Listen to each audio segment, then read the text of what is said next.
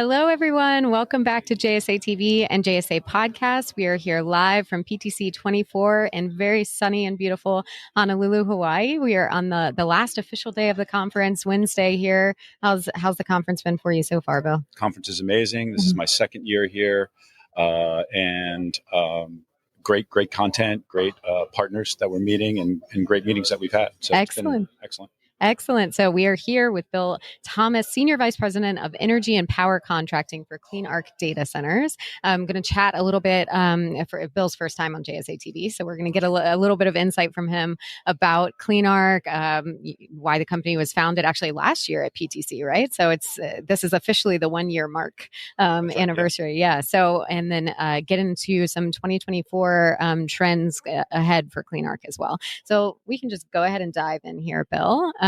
So first of all, we would love for our audience to learn a little bit more about CleanArc before we jump in too deeply. So you all are pretty new on the data center scene, like we were saying, you launched last year at PTC’23.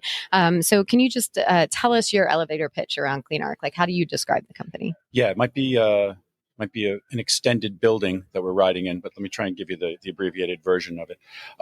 CleanArc was founded as a greenfield utility scale developer of data center. And when I say utility scale, our prototype for our buildings is 67.2 megawatts. So a pretty significant dimension for volumes. And we envision having 4 to 6 of these buildings per campus. And so when you kind of get into that and you think about what the energy consumption is associated with that, it's somewhere in the area of like 4.5 terawatt hours annually. So a massive energy footprint. Our ambition is really to develop for the hyperscale community. I mean, that's where this scale is going.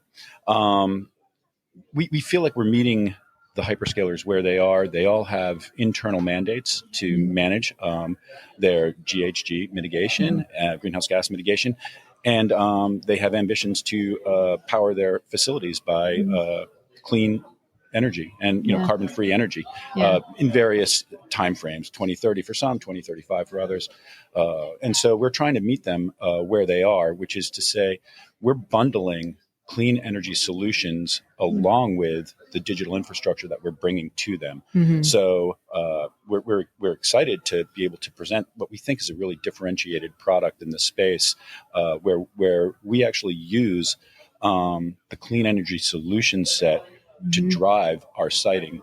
And so we're really excited about what we're doing, where we're going. The capacity piece is critical for the hyperscalers, but the energy offset piece is becoming equally important. And so we're really trying to focus on that and trying to create structures, power contracting structures that give them some benefits of clean energy procurement and allow us to pass through some of the wholesale pricing benefits to them. Excellent. So kind of in short, helping hyperscalers with their clean energy transition over time, right? That's right. Excellent. So filling an amazing kind of gap there in the industry over the past year, and very exciting things ahead for you all as a new company in the space. So you talked a little bit about some of the challenges that you're solving for hyperscalers.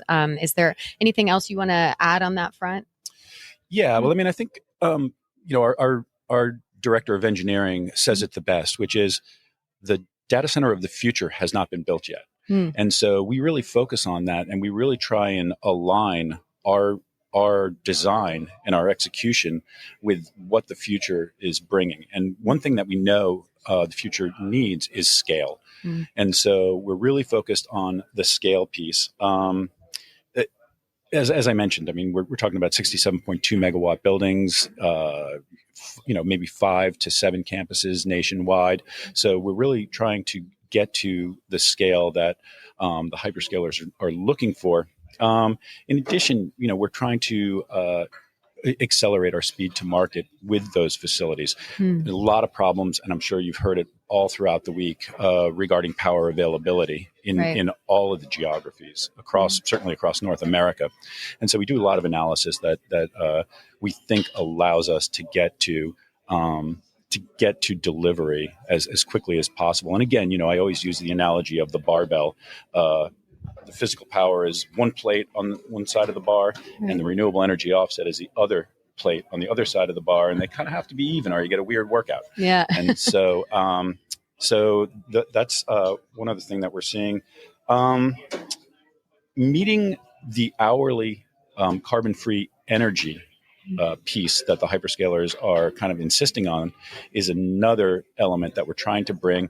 We do a lot of analysis that allows us to create portfolios of renewable energy projects that really get to very high levels of hourly renewable or clean energy content for the hyperscalers and the operations right within the grids that they're operating.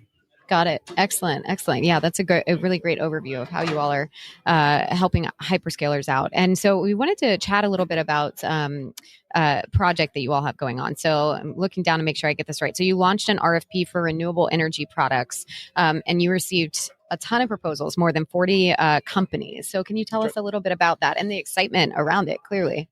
Yeah, there's no question. The renewable energy developers, that's the world that I come from. I'm a recovering renewable energy developer. But they're always looking for viable channels to sell their wares. And, in my travels as a renewable energy developer and energy contract originator, it was pretty apparent and quickly became obvious that the ICT space was procuring the 90% of what was being procured in the voluntary renewable energy markets. And even more specifically, it was the hyperscalers that were doing it. So we know that there's a nexus there between what the renewable energy developers need to get their projects moving forward, get contracted and financed, and what the hyperscalers are really demanding. And so as I said, our ambition is to go out and bundle this product and make sure that we have a viable energy solution, clean energy solution for the hyperscalers a priori.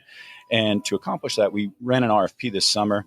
We received 3 gigawatts of projects from over 40 developers across PJM and ERCOT. We're still going through the evaluation. We ran into a little bit of a hurdle with PJM projects because of some systemic things that are going on with grid reform in PJM that are not allowing renewable energy developers to really get their projects online as quickly as we would like. Yeah. But we're trying to get there, and we're hopeful that things are starting to free up a little bit, and we should have viable projects to serve our ambition of being online in 2027. Excellent. You heard it here first. So that's great progress on the initiative that you all have laid out. So as you all continue to gain momentum, then leading into your second year of being around in the market, what would you say about the horizon for 2024? What's ahead for CleanArc? Well, we're really excited about 2024. We were hopeful that we would have an announcement that we could share with you live on YouTube TV. Sadly, we're not quite there yet, but we're really close, and we expect to make a pretty significant announcement on our first facility in the coming week or 2 or 4.